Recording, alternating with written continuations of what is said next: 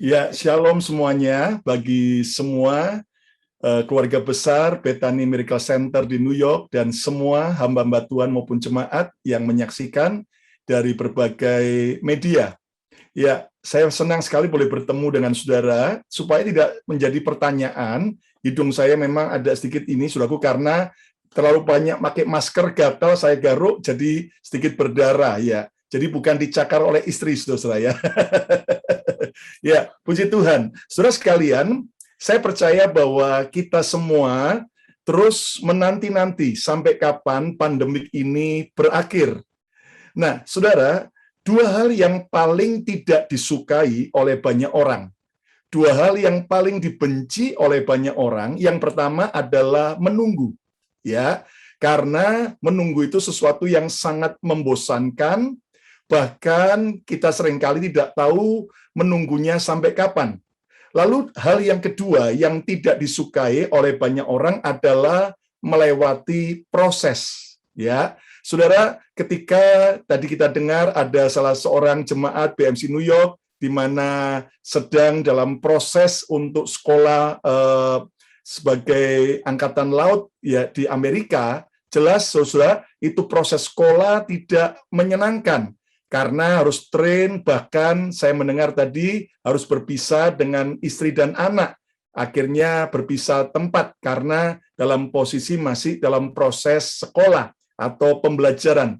Nah, jadi dua hal yang sangat dibenci, tidak disukai oleh orang, yaitu menunggu dan melewati proses. Mengapa? Sebab semua orang ingin segala sesuatu berjalan cepat dan mudah. Ya, apalagi zaman sekarang ini. Apapun serba instan, serba mudah, bahkan apapun yang kelihatannya semakin mudah, itu akan digandrungi oleh semua orang.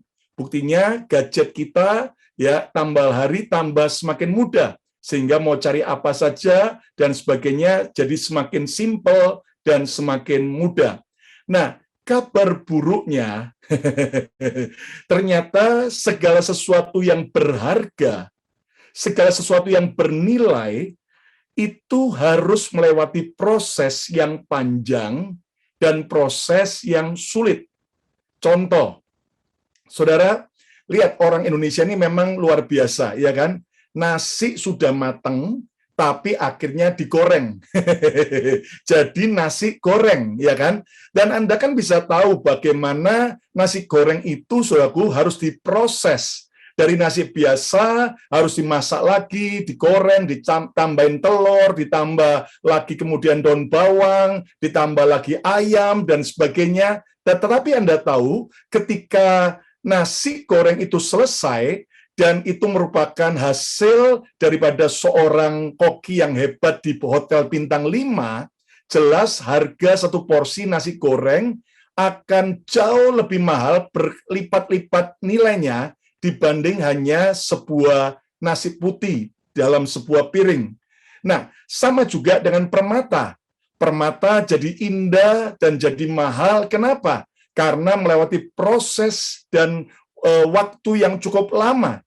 Bahkan melewati sebuah pengkikisan, pemotongan yang sangat sulit. Dan Anda mengerti bagaimana akhirnya permata itu bisa bernilai mahal. Bahkan juga tas-tas tertentu yang bermerek tertentu. Saudara, bahkan saya dengar ada teman yang berani bayar sekian mahalnya. Ya, ternyata kenapa? Karena tas itu, saudara, sangat langka sekali. Karena ternyata kulitnya berasal dari kulit ostrich, ya kan? Dari kulit binatang ostrich, ya. Burung apa itu? Burung kasuari atau apa itu ya. Nah, Anda tahu saudara ternyata langka ya, sehingga akhirnya saudaraku melalui proses, melalui sebuah pembentukan akhirnya menjadi harga sesuatu barang yang mahal sekali.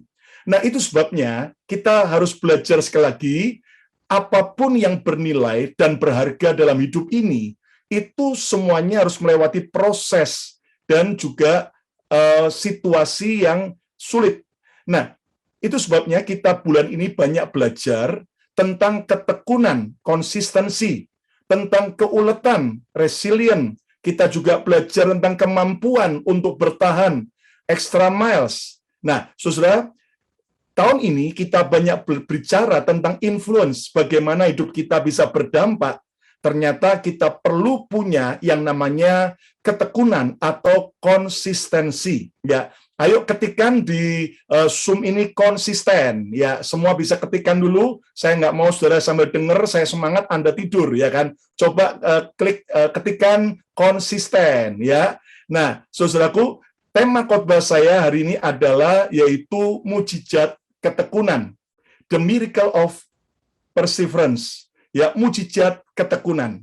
Nah, ternyata, saudara, kita harus mengerti bahwa ada mujizat di balik ketekunan. Kita udah banyak belajar bahwa ada mujizat di balik ucapan syukur, ada mujizat di balik, yaitu saudaraku, semua pujian penyembahan, ada juga mujizat di balik pemberian kita, taburan kita. Tapi kita belajar malam hari ini, ada juga mujizat di balik ketekunan yang kita miliki. Tuhan Yesus berkata dalam Lukas 18, ayat pertama sampai ayat yang ke-8. Yesus mengatakan suatu perumpamaan kepada mereka. Ini khusus untuk murid-murid Yesus. Setiap saudara yang adalah murid-murid Yesus katakan yes, ya. Jadi ini firman untuk saudara dan saya juga. Yesus mengatakan suatu perumpamaan kepada mereka untuk menegaskan. Sesuatu yang ditegaskan berarti sesuatu yang penting dan tidak boleh diabaikan. Bahwa mereka, kita semua, harus selalu berdoa dengan tidak jemu-jemu.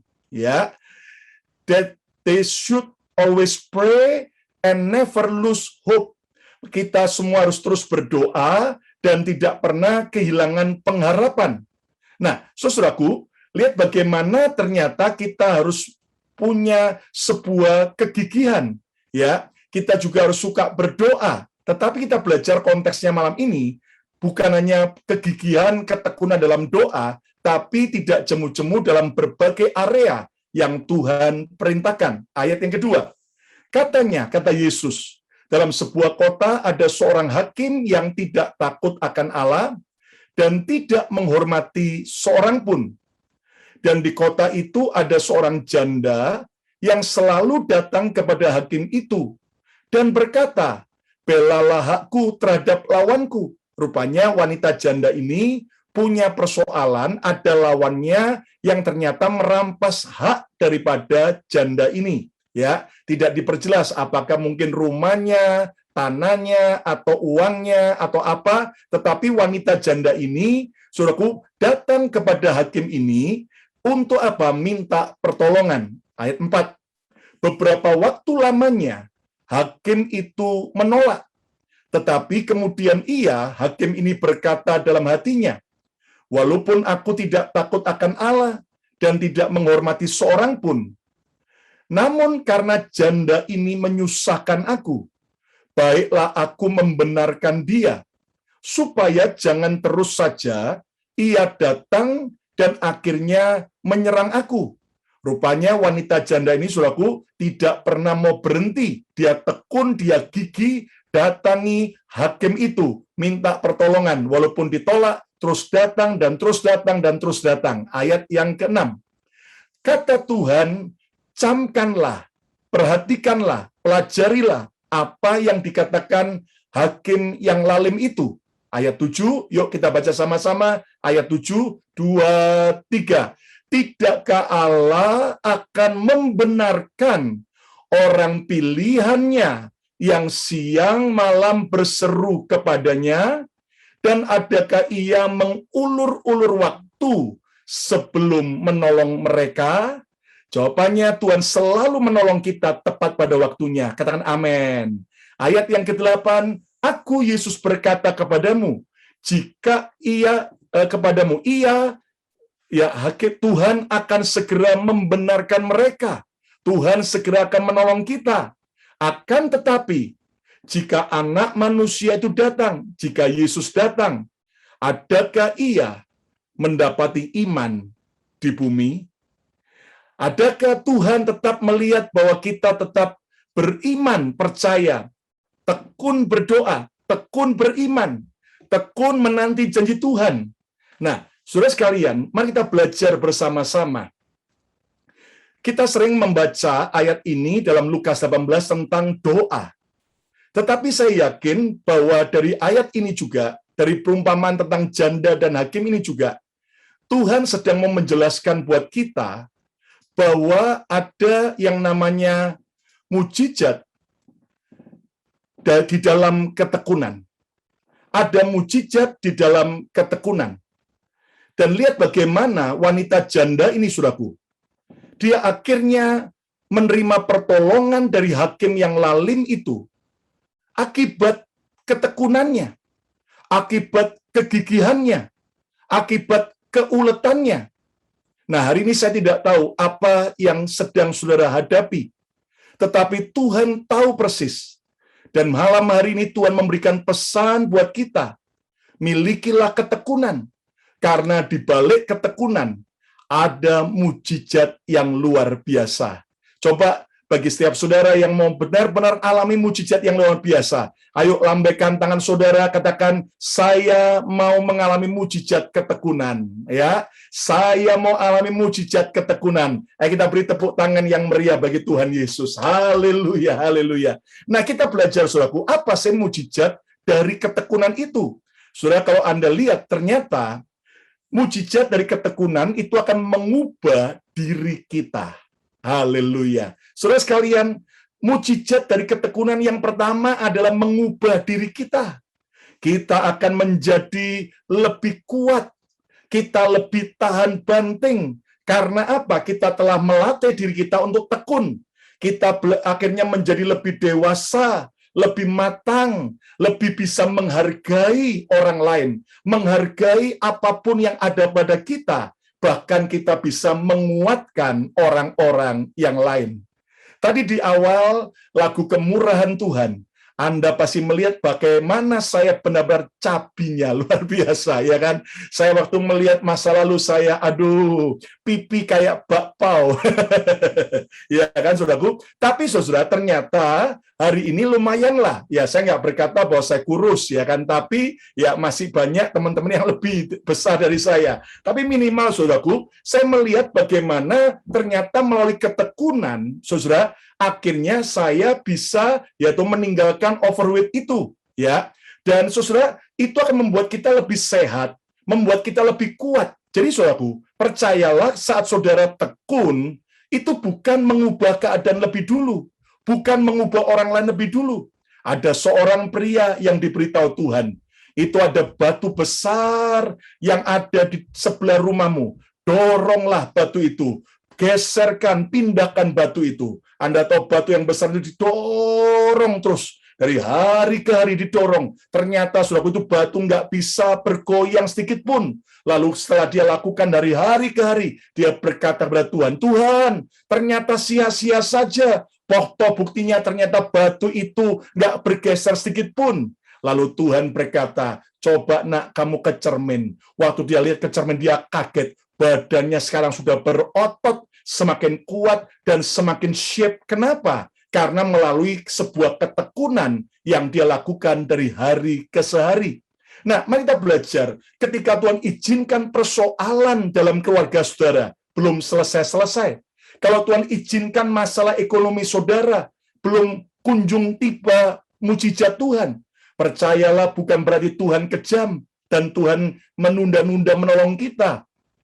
Tetapi Tuhan mau agar saudara mengalami kekuatan, agar saudara mengalami yang namanya keteguhan. Kenapa? Karena mujizat ketekunan yang pertama mengubah diri kita.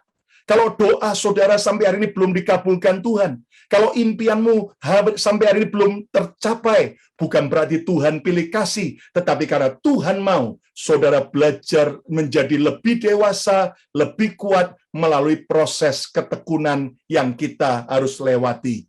Saudaraku, berikutnya, ternyata saya mendapati mujizat ketekunan berikutnya adalah, saudaraku, menginspirasi orang lain. Saudara lihat bagaimana Yesus memberi perumpamaan. Hakim yang lalim itu akhirnya menyerah, give up. Dengan kegigihan, ketekunan wanita janda ini. Sudah, daripada aku terus disusahkan, diserang terus, tiap hari di SMS, di WhatsApp, di telepon, digedor pintu rumahku, daripada tiap hari aku nggak bisa tidur, daripada tiap hari anjingku bangun menggonggong dan aku kemudian akhirnya bete. Udah, lebih baik aku tolong wanita janda ini. Nah, Bapak Ibu, lihat bagaimana ternyata ketekunan akan menginspirasi orang lain. Saya yakin ketekunan daripada pemimpin saudara Pastor Yongki di BMC New York dengan istri, ya kan, menginspirasi saudara. Wow, bagaimana Zoom ini, ya toh, worship from home berjalan dari tahun ke tahun, ya toh, sudah 2 tahun, hampir 2 tahun, sudah ketekunan, lihat, menginspirasi bagi banyak orang. Nah, hari ini mari kita belajar. Percayalah, walaupun Anda belum melihat mujizat, tapi kalau Anda tetap tekun, orang-orang di sekitar saudara itu menyaksikan betapa saudara jadi orang seperti Kristus yang tetap tekun melewati semua keadaan yang sulit. Katakan amin. Berikutnya, membawa terobosan. Percayalah, kalau kita siang malam tekun, berdoa mencari Tuhan, siang malam kita terus sungguh-sungguh melakukan setiap perintah Tuhan, maka terobosan segera datang. Hakim itu di awal menolak, hakim itu berkali-kali menolak untuk membela, membenarkan wanita janda ini. Tetapi, saudaraku, akhirnya sebuah terobosan terjadi. Ada sebuah waktu kairos Tuhan, di mana akhirnya hakim itu membenarkan, membela hak daripada wanita janda ini. Percayalah, ketika saudara mungkin dalam rumah tangga Anda mungkin diperlakukan sangat tidak baik oleh anggota keluarga Anda, mungkin oleh mertua, atau mungkin oleh saudaraku, orang-orang yang lain. Mari kita tetap belajar tekun lakukan firman Tuhan, maka pasti terjadi terobosan dan mujizat yang ajaib. Siapa mau alami mujizat dari ketekunan, angkat tangan saudara, kata bersama saya, Tuhan, saya mau alami mujizat ketekunan. Amin. Saudaraku, luar biasa. Nah, kita belajar sekarang bagaimana rahasia mujizat ketekunan itu terjadi.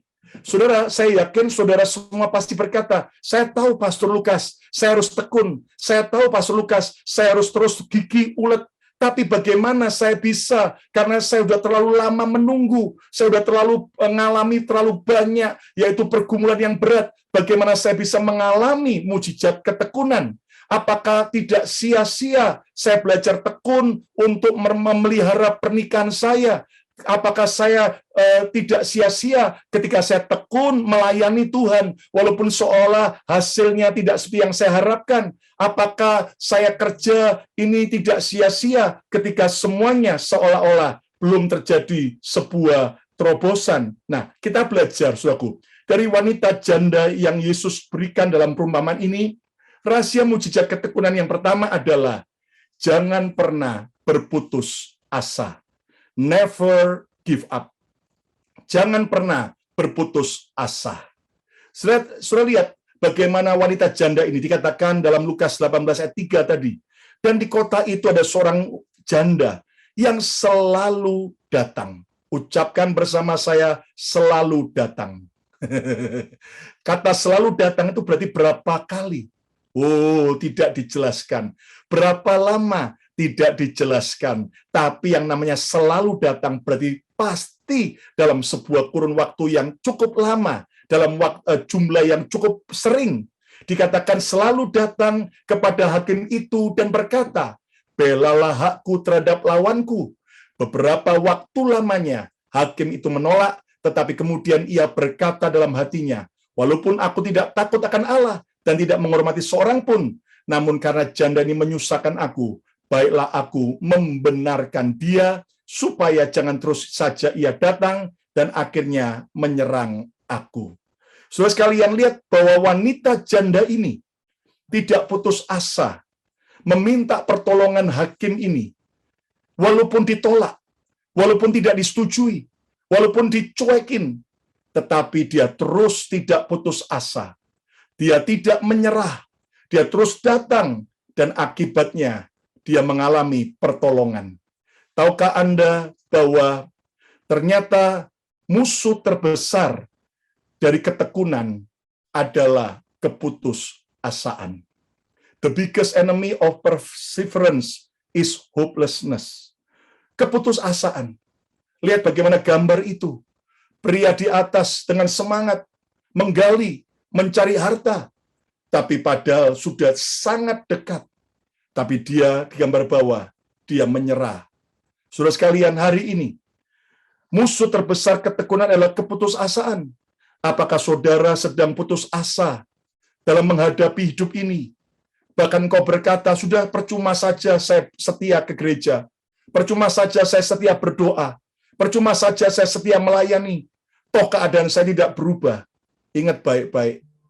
Saat saudara dan saya mau putus asa, ingat, kita perlu malu dengan Tuhan. Saya ulang lagi kalimat ini. Saat saudara sedang putus asa, kita harus malu dengan Tuhan. Kenapa? Karena Tuhan saja tidak pernah putus asa terhadap kita. Tuhan saja tidak pernah menyerah terhadap kita. Buktinya lihat bagaimana kita jatuh berkali-kali. Bagaimana kita gagal berkali-kali. Bagaimana kita berbuat salah berulang-ulang. Tapi Tuhan tidak pernah putus asa menyerah terhadap kita. Kalau Tuhan saja tidak pernah menyerah, tidak pernah putus asa, menolong saudara, menerima kita, menyelamatkan kita, mengapa hari ini kita putus asa? Saudara, beberapa hari kemarin, dalam acara IPLS Indonesian Pastor Leaders Summit yang ketiga, fellowship para hamba-hamba Tuhan gereja-gereja Indonesia se-Amerika Kanada, kita adakan secara hybrid, on-site dan juga online. Dan secara on-site, saudaraku, hampir 50 hamba-hamba Tuhan datang ke Philadelphia dari berbagai kota, state di Amerika, bahkan beberapa dari Indonesia, khusus terbang untuk ikut IPLS yang ketiga. Dan kebetulan BMC Philadelphia menjadi host, tuan rumah, untuk bisa diadakanlah acara IPLS ini. Nah, hal yang sangat membahagiakan, selain akhirnya para hamba-hamba Tuhan dari berbagai denominasi, gereja, para pemimpin-pemimpin, itu akhirnya bisa kumpul bersatu, dan saya mau beritahu sama saudara, lebih mudah mengumpulkan jemaat daripada mengumpulkan pendeta. Lebih mudah ngatur jemaat daripada ngatur pendeta, saudara ya. Dan Anda tahu, saudaraku, tapi hal yang paling membahagiakan, ketika beberapa peserta mulai berkata, Pastor, sebetulnya kami sudah hampir menyerah. Kami sudah mau give up dengan pelayanan kami. Karena pandemik ini, karena keadaan yang berat. Tetapi setelah kami ikut IPLS ini, mendengar firman Tuhan, dan melihat semangat daripada hamba-hamba Tuhan yang lain, yang juga melewati masa-masa sulit, tetapi tetap tekun dan gigih, kami kembali akan pulang ke kota kami masing-masing, dengan sebuah tekad yang kuat, untuk kami kembali bersemangat melayani. Bapak Ibu, mungkin ada saudara yang sedang putus asa hari ini. Ayo, kalau Tuhan saja tidak menyerah terhadap diri kita, mengapa kita putus asa? Bangkit kembali, bersemangat kembali. Kenapa? Percayalah, pertolongan Tuhan tidak akan pernah terlambat buat orang-orang yang tekun dalam hidupnya. Setuju? Katakan amin. Nah, cara untuk kita anti putus asa, mintalah kekuatan ekstra dari Tuhan. Roh Kudus itu diberikan buat kita. Roh Kudus adalah yaitu pribadi Tuhan sendiri. Roh penolong, roh penghibur, juga sahabat sejati kita. Dan saat saudara sudah tidak berdaya, mintalah kuasa Roh Kudus. Mintalah kekuatan ekstra dari Tuhan. Saat sebagai seorang istri sudah mau menyerah dengan suami Anda yang mungkin benar-benar menyakiti, melukai saudara, mintalah kekuatan ekstra dari Tuhan. Saat saudara mungkin sudah hampir give up di dalam semua area hidup saudara yang baik, mintalah kekuatan ekstra dari Tuhan. Dan percayalah, kekuatan dari surga yang berlimpah-limpah akan memampukan kita, sehingga kita akan berkata, segala perkara dapat kutanggung di dalam Yesus yang memberi kekuatan kepadaku. Katakan amin. Yang berikutnya, saudaraku, kita harus belajar untuk sadari kerugian jika kita berputus asa. Coba hitung. Saudara sudah lama tekun sekian tahun, dan ternyata kalau sudah mendekati masa jawaban doa terjadi, lalu Anda putus asa, betapa ruginya kita. Kita udah coba, kita udah melakukan banyak hal yang baik bertahun-tahun, sekian lama, padahal sudah sedikit waktu lagi, maka kita akan mengalami kerugian. Coba lihat kalau saudara menyerah, putus asa, yang rugi itu siapa? Yang rugi bukan diri kita saja, keluarga kita. Dan juga, saudaraku, yang rugi juga adalah teman-teman saudara. Bahkan juga kepentingan kerajaan surga juga akan dirugikan kalau sampai kita putus asa. Dan kemudian bagaimana cara supaya kita anti putus asa? Temukan motivasi yang terus membakar semangat kita. Saudara, api ketemu bensin akan menyala. Api ketemu bensin akan menyala. Coba lihat motivasi-motivasi apa yang bisa terus membakar semangat saudara. Saudaraku, oleh kemurahan Tuhan, sejak Ibu Debbie Basir datang, akhirnya saya dikomporin untuk buat program YouTube channel Bethany Miracle Center lebih lagi. Dan akhirnya setelah kita berdoa, Tuhan mulai perintahkan untuk kita buat mesbah mujizat. Dan sekarang, saudaraku, kita rutin ya hadir di YouTube channel setiap malam di Indonesia jam 7 malam ya, dengan berbagai program, baik itu mesbah mujizat maupun inspirasi mujizat dan sebagainya. Dan saudaraku, ini memang sesuatu yang merupakan hal yang bisa membuat kita tambah capek.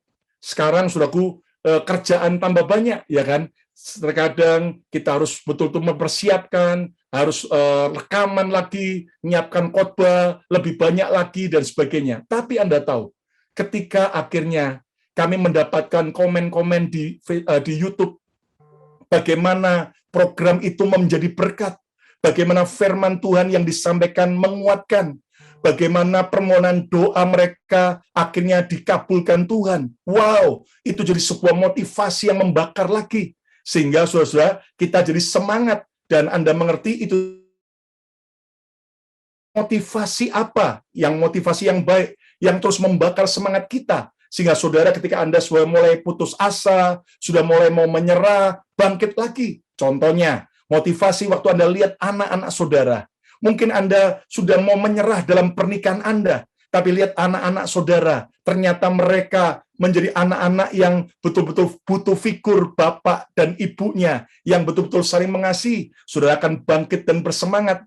Anda sebagai pelayan Tuhan, ketika ternyata, saudaraku, dalam pelayanan Anda mengalami banyak masa-masa yang mengecewakan, tapi ternyata ada orang-orang tertentu yang berkata, terima kasih, karena pelayananmu telah membuat aku diberkati luar biasa. Maka itu akan menjadi sebuah semangat yang menyala-nyala. Dan saya yakin motivasi yang sangat luar biasa adalah, ingat nanti pada waktu kita masuk surga, maka akan ada malaikat-malaikat yang menyambut kita dan berkata, masuklah hai hambaku yang baik dan setia. Wow, saudara sekalian, itu sebabnya hari ini temukan motivasi-motivasi yang benar, yang membakar, yang menjadi kompor, yang menjadi bensin, yang menyalakan semangat kita. Yang pertama, untuk kita mengalami mujizat ketekunan, jangan berputus asa. Yang kedua, saudaraku, kita kembali pada apa yang Yesus ajarkan. Saudaraku, ternyata buang semua kemalasan. Saudara, rahasia mujizat ketekunan yang kedua adalah buang semua kemalasan. Kenapa, saudaraku? Lihat bagaimana wanita janda ini terus datang, meminta pertolongan kepada hakim itu tanpa mengenal lelah, tanpa capek. Tahukah Anda bahwa pemalas itu harus belajar dari iblis? Kenapa? Iblis itu tidak pernah, saudaraku, lelah, tidak pernah nganggur, nggak pernah libur. Alkitab berkata iblis itu kerjanya keliling terus seperti singa yang mengaum-ngaum, ya kan? Saudara pernah ketemu nggak sama setan? Aduh, saya menyerah, saya putus asa deh. Enggak, saudaraku. Lihat, bahkan waktu diusir sama Yesus pun, ya kan, nyala iblis. Iblis pergi, tapi iblis tidak pernah malas-malesan. Iblis menunggu waktu yang baik, kalau sampai ada waktu kesempatan yang baik untuk menyerang Yesus kembali. Nah, saudara, kalau Anda mulai malas, Anda harus malu terhadap iblis. Coba lihat kanan kiri, katakan, iblis saja nggak pernah malas. Amin. Setan aja nggak pernah malas, ya kan? Makanya kalau saudara malas berarti jadi apa? Oh, lebih buruk daripada setan, saudaraku. Nah, mari kita belajar. Jangan lagi malas. Buang semua kemalasan. Saudaraku, ya, malas ini nggak cuma bicara jangan malas kerja loh ya. Saya yakin kalau orang New York namanya kerja, oh hebat luar biasa ya kan.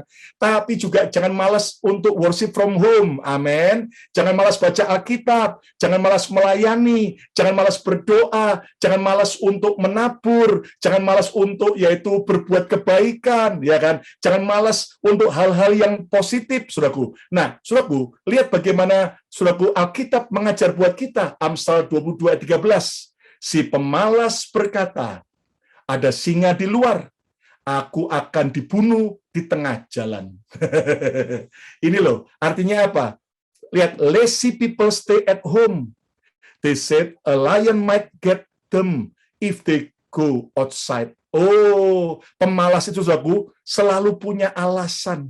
Dan percayalah, saudaraku, pemalas itu selalu pintar cari alasan. Ya, Pak, ya. Seolah-olah kemalasannya itu benar. Oh, percuma saja toh, nanti saya begini, lihat. Oh, nanti saya keluar ada singa di luar, nanti saya dibunuh. Jadi tidak usah keluar deh, sudah tidak usah pergi di rumah saja. Nah, hati-hati, saudaraku. Kenapa? Karena, saudaraku, selalu akan ada alasan-alasan untuk kita malas, untuk kita menunda-nunda waktu. Ah, besok sajalah. Ah, ntar saja. Ntar sok, ntar besok, saudaraku. Nah, hari-hari ini mari kita belajar. Buang semua kemalasan. Kalau sudah mau mengalami mujizat ketekunan. Berikutnya juga, saudaraku, kita lihat dalam Amsal pasal yang ke-18 ayat 9. Orang yang bermalas-malas dalam pekerjaannya sudah menjadi saudara dari si perusak. Saudaraku, lihat bahwa orang yang malas-malesan itu akan menjadi saudara daripada perusak. Saudaraku, artinya apa, saudaraku? Ternyata orang yang malas itu akan merusak. Merusak apa? Merusak masa depannya. Merusak apa? Merusak berkatnya. Karena orang malas akan diserbu oleh kemiskinan, oleh kekurangan. Kekurangan hikmat, kekurangan teman, kekurangan anugerah. Kenapa? Malas berdoa, malas ke gereja, malas, saudaraku, mencari Tuhan. Bahkan juga, saudaraku, pemalas akan merusak orang lain. Ya kan, orang yang tadinya semangat gara-gara ketemu orang-orang yang malas, akhirnya malah terpengaruh ikut malas-malesan, lalu bahkan merusak nama Tuhan. Waduh, itukah orang Kristen kalau kerja malesnya bukan main, oh cari alasan disuruh nggak mau. Nah, saudaraku, lihat, akhirnya justru nama Tuhan yang dipermalukan. Bahkan, saudaraku, pemalas bisa merusak kemajuan. Sesuatu yang harusnya bisa maju, gereja bisa maju, tapi karena ada roh kemalasan, akhirnya terhambat, tidak bisa maju. Pekerjaan harusnya bisa lebih maju, rumah tangga lebih maju, tapi ternyata karena kemalasan, keengganan, akhirnya bisa menghambat dan merusak kemajuan. Saudaraku, lihat bagaimana orang-orang yang berhasil merebut kemenangan adalah orang-orang yang tidak malas. Ada seorang jemaat punya anak, saudaraku, terpilih menjadi anggota klub renang daripada YMCA. Saudara, dan saya kemudian lihat ini anak, aduh badannya bagus, laki-laki atau wih six pack dan sebagainya, keren banget. Lalu saya tanya, kamu gimana? Dia bilang begini, tahu nggak Pastor Lukas, waktu untuk bertanding renang itu paling cuman berapa menit, ya kan? waktu pertandingan itu cuma berapa menit. Tapi waktu latihannya, oh saudaraku, saya tanya berapa lama? 1 hari minimal 3 jam, 4 jam. Nggak boleh berhenti dari kolam renang, terus renang dan dengan kecepatan yang tinggi. Saudaraku bisa bayangkan, ya kan? Ternyata sebuah pertandingan itu cuma berapa menit. Tapi ketekunan yang harus dibangun, kerajinan yang harus dibangun itu luar biasa panjangnya. Bahkan bukan cuma renang berapa jam, saudaraku, tapi juga harus angkat beban. Supaya apa? Supaya staminanya kuat pada waktu dia, saudaraku, bertanding. Nah, Bapak Ibu, saya percaya bahwa Tuhan izinkan masa sulit terjadi hari-hari ini. Supaya apa? Supaya kita tidak lagi menjadi orang pemalas, yang selalu cari alasan, yang akhirnya cuma merusak. Tetapi mari kita menjadi orang yang rajin. Seperti wanita janda dalam perumpamaan Yesus tadi. Dia datang terus. Bahkan Yesus tadi berkata, tidakkah Allah akan membenarkan orang-orang pilihannya yang siang malam? Lihat, yang terus rajin, tidak pernah berhenti, ya kan? Tidak pernah malas-malesan, ya kan? Untuk apa? Untuk melakukan perintah Tuhan. Nah, bagaimana cara untuk kita bisa tetap rajin? Ternyata, saudaraku, sadari keuntungan hidup rajin. Wah, ternyata kalau rajin itu untungnya banyak. Coba hitung, ya. Kalau Anda rajin kerja, utang semua lunas. Anda rajin kerja, saudara dapat promosi. Anda naik gaji. Kalau Anda rajin dalam hidup ini, wow, saudara punya banyak teman. Kalau Anda rajin berbuat kebaikan, menabur untuk pekerjaan Tuhan, wah, saudara akan benar-benar mengalami banyak keuntungan di bumi dan di surga. Kalau Anda rajin melayani, wow, hidupmu akan luar biasa. Coba hitung, apa untungnya kalau kita rajin? Betapa dahsyatnya luar biasa. Berikutnya juga disiplin diri untuk tetap rajin. Ya, disiplin diri untuk tetap rajin. Ingat, saudaraku, saudara tentu tahu kan tentang kelinci ya yang menantang kura-kura untuk tanding lari, ya kan? Lihat, ternyata kura-kura itu sudah tetap persisten, tetap tekun. Kelincinya nyantai-nyantai, saya pasti bisa menang. Lalu dia malas-malasan tidur, dan ternyata akhirnya dia kalah. Disiplin diri saudara. Lihat, kekristenan mengajarkan tentang penguasaan diri.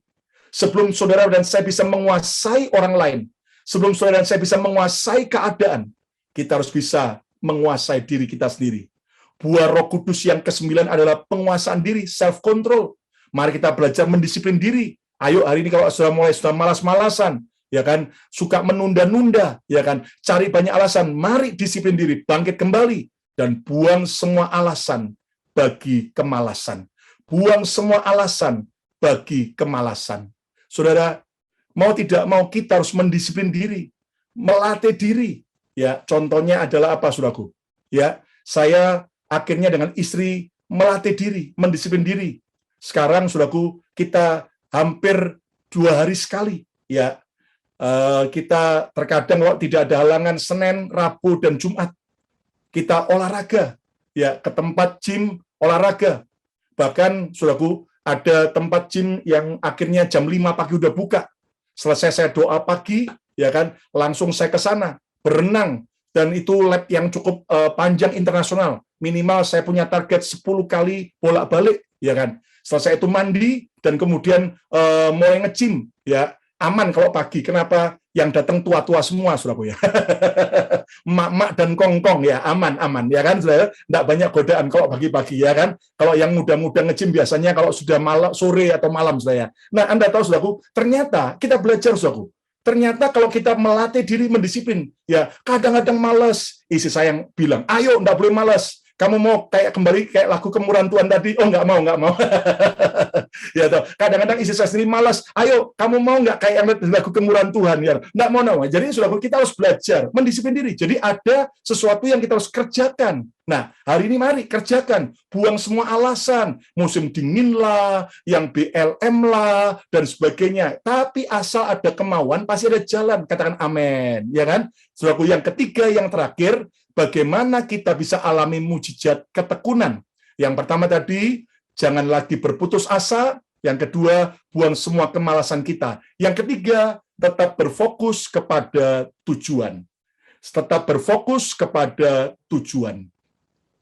Lihat fokus wanita janda yang Yesus berikan dalam perumpamaan hanya satu jelas sekali, yaitu apa? Dia mau supaya hakim itu membela haknya.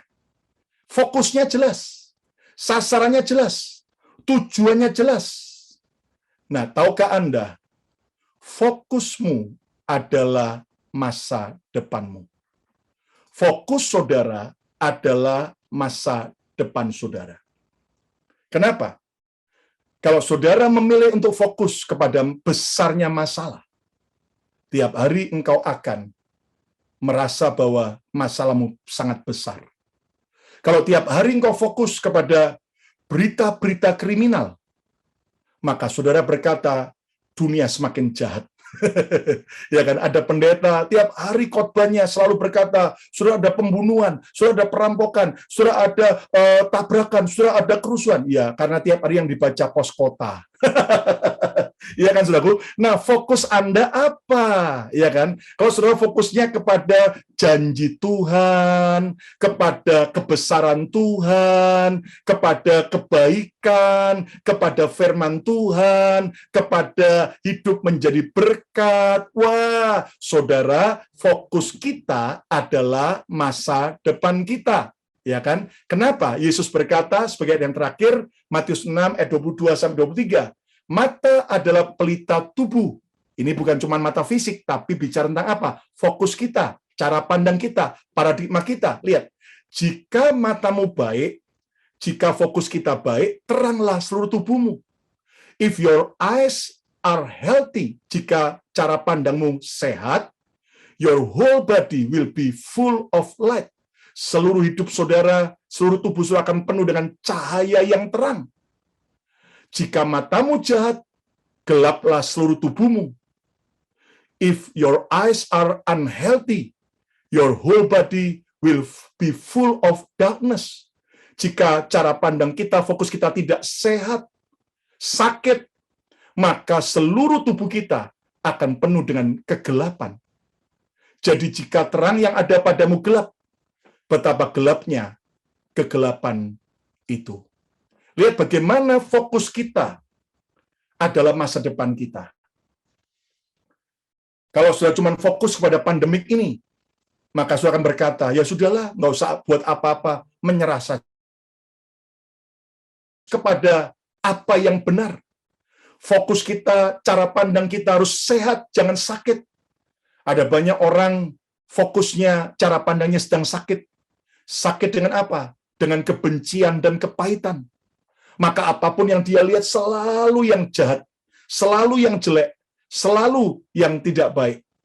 Kalau fokus kita adalah iri hati, maka yang kita lihat adalah selalu, saudaraku, sesuatu yang membuat kita akhirnya tidak bisa sukacita. Tapi kalau saudara memilih untuk fokus, melihat janji Tuhan, percaya the best is yet to come, yang terbaik sudah Tuhan sediakan, sudah percaya bahwa Tuhan sudah benar-benar menyediakan yang terbaik, maka hidup kita akan dahsyat dan ajaib. Fokus akan menyelamatkan kita dari kehancuran. Fokus akan membuang semua hal-hal yang sia-sia dari hidup kita. Fokus akan menghindarkan kita dari membuang-buang waktu dan energi dan tenaga kita. Saudara, satu kali ada seorang supir taksi bernama Welly. Welly ini berubah total sejak ia membaca sebuah buku tulisan Wayne Dyer yang berjudul You Will See It When You Believe It. Kamu akan melihatnya saat kamu mempercayainya. Dan dalam buku itu, saudaraku, Welly ini dia tergugah karena ada sebuah kalimat, jika Anda bangun dan mengharapkan hal buruk terjadi, maka hal itu hampir pasti terjadi. Berhentilah mengeluh. Berbedalah dengan para pesaing-pesaing Anda. Jangan jadi bebek. yang hanya menguik dan mengeluh. Jadilah seperti Raja Wali yang terbang tinggi di angkasa. Dan tulisan ini akhirnya mengubah paradigma, mengubah fokus daripada Wesley, di mana dulu Wesley bekerja seperti kebanyakan supir taksi yang lain, yaitu tidak merawat mobilnya, dan juga tidak ramah dengan penumpang-penumpangnya. Akhirnya Wesley berubah. Dia menjadi seperti Raja Wali. Ia mulai memperhatikan kebersihan mobilnya, supaya para penumpangnya nyaman masuk. Bahkan dia memperhatikan bagaimana semua fasilitas dalam mobilnya. Dia siapkan koran setiap hari. Dia siapkan air minum, botol minum. Dia siapkan juga permen. Dan ia memperhatikan semua fasilitas dalam mobilnya. Dia ramah dengan semua penumpangnya. Dia betul-betul bersikap nice dengan para penumpangnya. Ia menawarkan air minum, koran, bahkan musik yang dia tanyakan kepada penumpangnya. Mau musik apa yang disukai oleh sang penumpang? Saudara sekalian, Wesley akhirnya berubah menjadi seperti Raja Wali. Dia tidak lagi sama seperti kebanyakan supir taksi yang lain. Akibatnya dalam tempo singkat, penghasilan Wesley naik 4 kali lipat. Naik 4 kali lipat. Kenapa? Karena selain para penumpangnya puas dan merekomendasikan kepada teman-teman yang lain untuk minta Wesley yang jemput, tapi kemudian uang tips yang diberikan oleh para penumpang juga jauh lebih besar. Saya pesan bagi para supir Uber dan Lyft, belajar juga, saudara harus seperti Raja Wali. Saudaraku, kita belajar bagaimana kita harus punya fokus yang benar, fokus yang sehat, fokus yang benar, yang benar-benar membuat hidup kita ajaib. Cara tetap fokus kepada tujuan. Saudaraku, kita harus belajar kalahkan setiap gangguan. Pasti ada distraction, gangguan-gangguan yang menggoda kita untuk belok dari tujuan kita. Saudara, mungkin dalam pelayanan terkadang ada banyak gangguan-gangguan yang lain yang iblis sodorkan tentang membelokkan kita dari tujuan panggilan Tuhan. Mari kita belajar kalahkan setiap gangguan yang ada. Terus pertajam fokus yang mau diraih. Terus mimpi besar. Terus Anda pertajam fokus Anda. Apa yang mau Anda capai, terus Anda harus fokus, pertajam lebih lagi. Dan akhirnya bertekad kuat mencapai tujuan. Dan percayalah janji Tuhan, bahwa Tuhan akan menjadikan impian kita jadi kenyataan ketika kita tetap mempunyai fokus yang benar. Saudara ingat bagaimana Yusuf, dia punya fokus yang benar, bahwa satu hari dia akan menjadi pembesar di Mesir. Itu sebabnya pada waktu dia di rumah Potifar, dia tahu dia sudah diangkat Tuhan, tapi dia tahu ini belum akhirnya. Waktu dia difitnah oleh istri Potifar, masuk ke dalam penjara, makanya Yusuf tidak sampai putus asa. Kenapa? Dia punya fokus yang jelas. Mimpi yang dari Tuhan, dia percaya, aku akan jadi pembesar di Mesir. Sampai akhirnya tiba waktunya, Tuhan mengangkat dan membuat hidupnya seperti apa yang dia fokuskan. Kesimpulannya, orang sukses adalah mereka yang menyadari bahwa ada mujizat di balik ketekunan. Ingat sekali lagi, apapun yang bernilai selalu harus melewati proses yang panjang dan menyulitkan. Dan 3 poin rahasia mengalami mujizat ketekunan. Yang pertama, jangan pernah berputus asa. Hari ini kalau ada saudara yang sedang putus asa, datang kepada Tuhan. Izinkan Tuhan menguatkan saudara kembali, memberikan semangat kembali, motivasi yang menyala-nyala kembali. Yang kedua, buang semua kemalasan, semua alasan untuk menunda-nunda. Oh, saya sudah terlalu tua, Pastor Lukas. Saya bukan lagi anak-anak muda. Saya udah nggak kuat lagi. Oh, saya sudah terlalu sibuk. Buang semua alasan. Ayo semuanya maju dalam Tuhan. Yang ketiga, tetap berfokus kepada tujuan. Saya percaya malam ini Tuhan akan melawat kita lebih dahsyat lagi. Dan sebelum kita menerima pengurapan minyak, mari kita datang menyembah Tuhan. Percayalah, Dia Immanuel. Dia tidak pernah tinggalkan kita. Saat kita hampir menyerah kalah, Dia kuatkan kita. Dia bangkitkan kita kembali.